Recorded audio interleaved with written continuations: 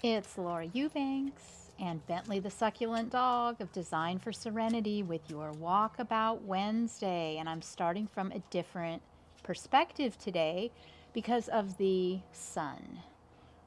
Also, in the interest of full disclosure, it's Tuesday.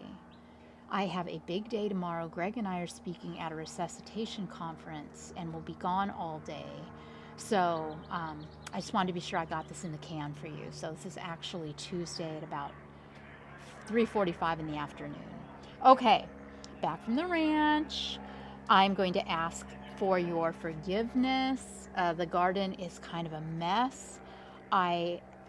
We celebrated Thanksgiving on Sunday with the whole family, and it's just been a whirlwind since I got back, and I have had very little time out here.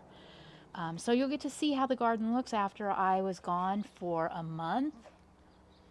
It actually looks really good. Fall in Southern California is a beautiful time for succulents. And, well, there's no time really other than maybe the heat of the summer. I don't even know where to go first. Bentley, what do you say? Where should we go? I guess we'll just start over here. You can look at my hedge. Oh my gosh, it is so thick. I need to get after it. It's infringing on my walk path. But everything, yeah, there's a lot of pine needles and detritus and a few weeds, but everything is held up beautifully in my absence. I had Hannah come over a couple of times and water for me. But, I mean, you can't even see, look at my Talavera blowfish. Can you even see it amongst all of those ghosties? Barely, right? It's hilarious. I will be coming, I keep saying this, I will be coming out and doing some, see, he knows better. He is not allowed in the garden, so he stands right at the edge and sniffs. Yeah, Mommy will, well, I mean, he can follow the path, but he's not allowed in the garden. He doesn't trample the plants or anything. So look at my Tongaensis. Has some beautiful blooms on it. It's aloe season. I've got some really beautiful things to share with you, like my rubra violacea. This is a cutting that I got from the Pasadena project. And look at this incredible flower. Getting ready to go off. I'm thrilled about that. My tiger jaws are blooming, so cute. But yeah, these ghosties are out of control. They need to be dealt with. And really interesting, this perii, one of my favorite plants, is really close to the walk path, and the grandkids love to swing in the little egg chair, and these thorns, these needles, they scare me. So I came out here and I cut them all off. Oh, well, you know what? Maybe it did. I don't know. I mean, you can see here where they've been cut, right? But I cut these, right? I can't believe that many leaves opened up in the 30 days that I was gone. Is that possible? I guess it must be, because surely these thorns didn't grow back. Wow, that's amazing. My mind's a little bit blown right now. But yeah, I keep trimming these off because they're so dangerous. All right, moving on around. My mangaves, this lavender lady, stunning. Everything, I'm just, one thing that has amazed me, we've been here for a year. It was a year in August, so September, October, November, a year and 3 months. And all of my intricate work with rock and glass has really stayed put. I've just been amazed. This aloe you can see all the spider webs in it, but it's getting ready to throw off some really cool blooms. The kids were playing over here in Bikini Bottom, so all of the little SpongeBob SquarePants stuff's kind of messed up. I have to restage that. The imbricatas. I found some imbricatas at Oasis a few months ago and I bought them. It's one of my favorite plants.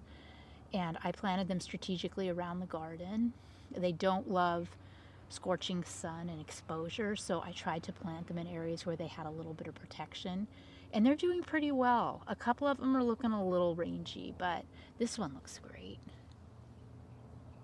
My Sunglow agave is still holding fast. It hasn't bloomed out. It's looking good.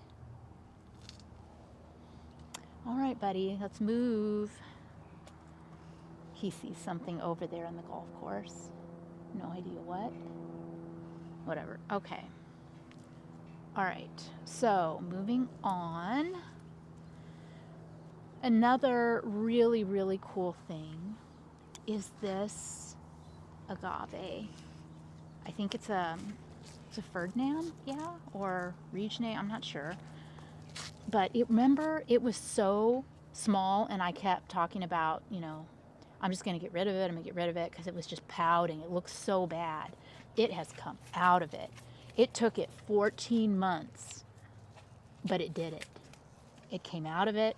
I couldn't be happier with it. And my sea dragon. Look at that. Isn't that insane? It's so beautiful. And this Pachypodium lemurii crest. I apologize for the sun. It's really casting some glare. Oh, and boo, my snowflake. It started rotting. And I took, the biggest piece was starting to rot. So I took it off. It was right here. And I set it over on the other side of the garden in the shade, thinking that it would harden off and I would reset it when I got home. And it's crunchy. It just died. So, boo, I lost, this was my favorite plant in the garden. But I have a lot, there's, plenty of hope because a lot of the pieces are still thriving and I've got new growth. So I think, again, patience is the order of the day. I had one of our followers ask me if this is a good plant to, separate. And without roots as a cutting, I don't recommend. I did not have any luck with that. All of the pieces that I took off and I cleaned all the rot off of and left to harden just expired. So be very, very careful about that. The agavoides is looking great. Check out this Echeveria harmsii. Look at that. It's glowing. It's stunning. What a happy camper it is right here. And the Ruchia right next door, that's going to be so beautiful when it blooms out in the late winter. Also, this stand of agavoides is looking great. And my Reginae compacta, looking great. I'm always concerned about it blooming out, but no sign of blooming yet, so that's good.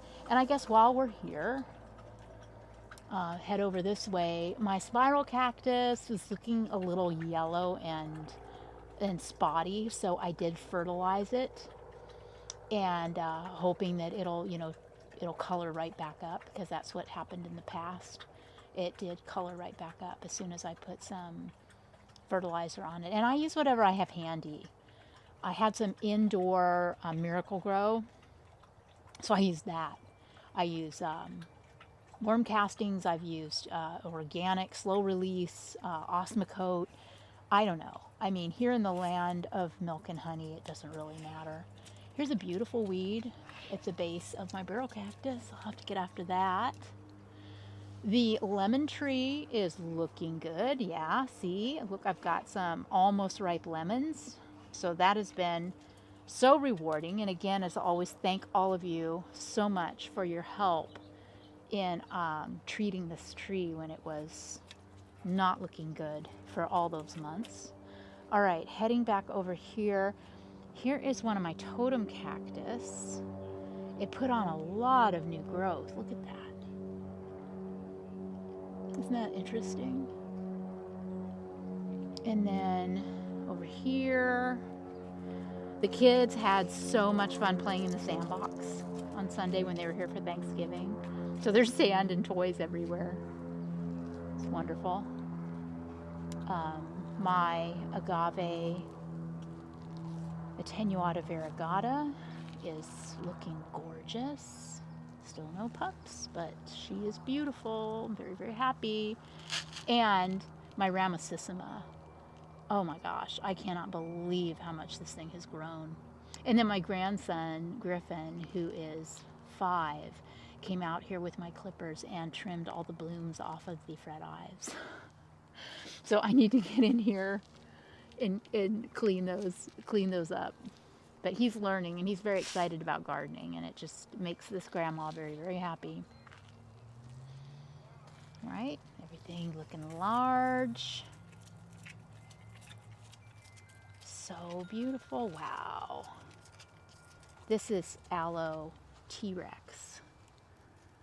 And there's just so much going on right there, isn't there? Look at all of that. It's so great. I see, that's what I love. That's the look I love. Just knit together like a quilt. The Aluaudia procera. Very, very happy. I'm eager now that it's proven itself to be alive and it's leafed all out. Now I'm waiting for it to branch. And I'm wondering where it's going to branch from. The mangave, last time we spoke, I was talking about digging it out because it was getting so massive. And one of you said, you know what? It's magnificent. It's glorious. Leave it.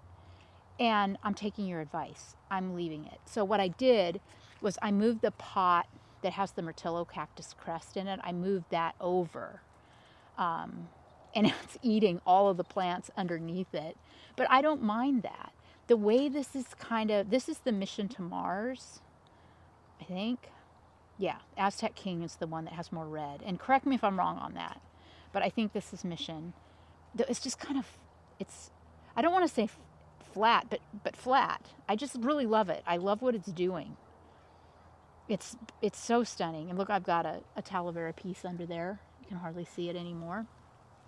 And this booby cactus has a nipple. Look at that. It's got a baby. I've already cracked one baby off, which I have hardening over on my potting table. It's doing just fine. The Aeonium sunburst crest, it's looking pretty good, right? Really happy about that. And I really love it next to that Crassula undulata. I think that's a neat pairing.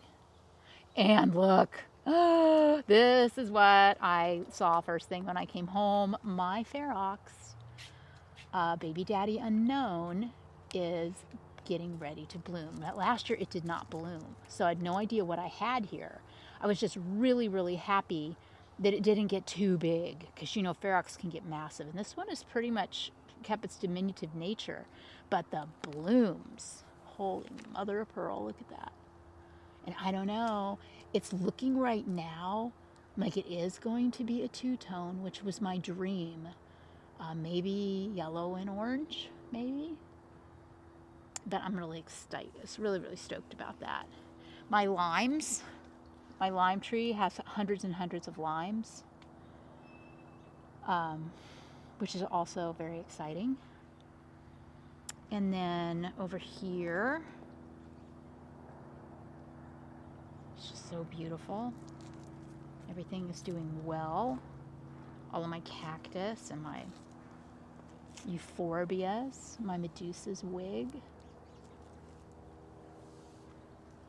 Look at this. My aloe topaz blooming. That was a cutting, remember, I got from my client and friend Susan. The topaz is looking great. It's a smaller aloe, but it throws off such magnificent flowers. And my mammillaria from Brandon Bullard. Happy, happy, happy. More euphorbia. So pretty. And this millii has bloomed for the last, well, forever long. I've been here, 14 months. It's just defied all expectations. This Antipurpurea, yuck, yuck, yuck. That I will be removing. This is just way too heavy now. And I really like the little euphorbia, or the Petalanthus macrocarpus. It stayed small. You know, it is growing very slowly, and I like that. But what's above it, this is a hot mess. It's gotten way too big. You can't see my bulbs in there anymore. I've got a mangave silver fox that's hidden back there. And Yeah, you'll like it, I promise, when I get that out of there. And that will open up some real estate for something else. Maybe I'll move the cute little gymnocalycium up there. I love that plant. And then here's my collectible table.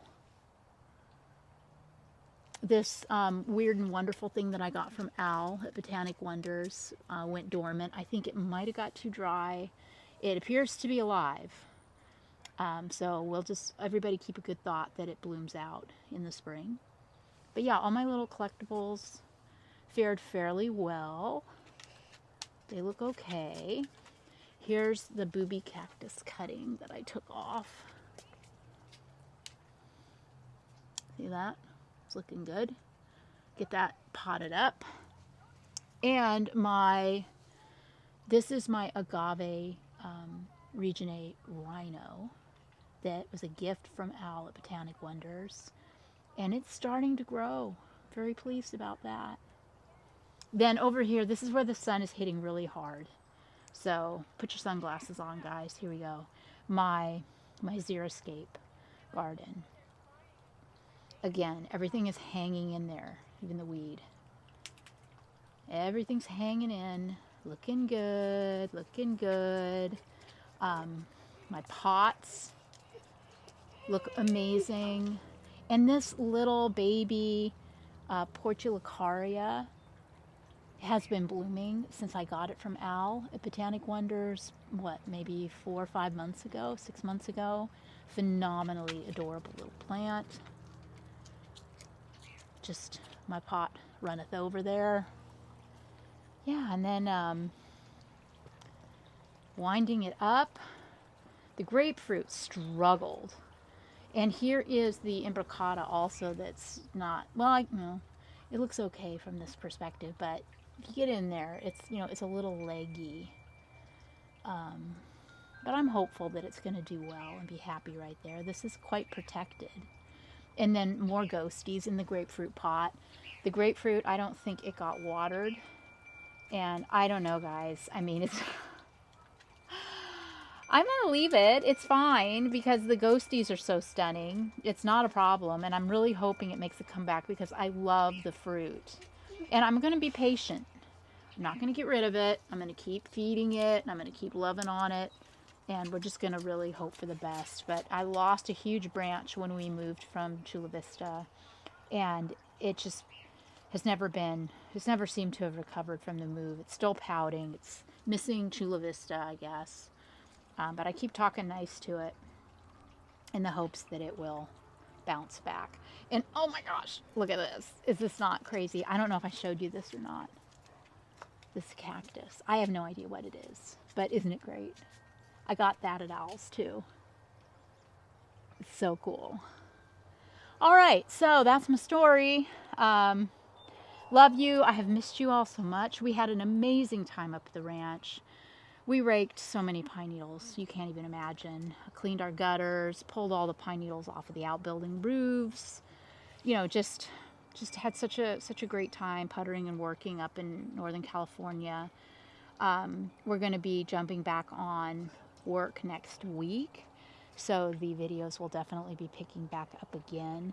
Thank you again, everyone, for your patience and understanding when I go away and go dark for weeks on end.